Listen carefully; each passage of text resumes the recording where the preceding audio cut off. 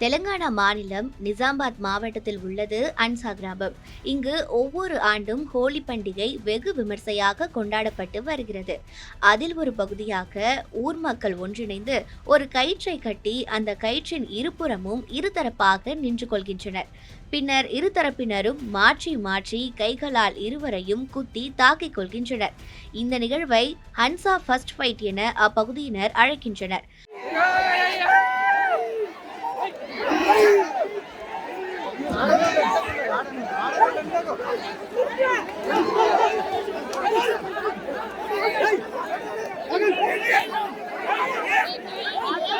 மஞ்சிரா நதி அருகே உள்ள சக்ரோலி கிராமத்தில் இருந்து இந்த விளையாட்டு வந்ததாக தெரிகிறது.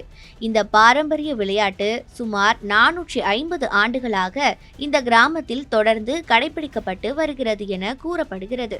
மேலும் இந்த விளையாட்டை ஒவ்வொரு ஆண்டும் விளையாடும் போது அந்த ஆண்டு மிகவும் செழிப்பான ஆண்டாக இருக்கும் என அப்பகுதி மக்கள் நம்புகின்றனர்.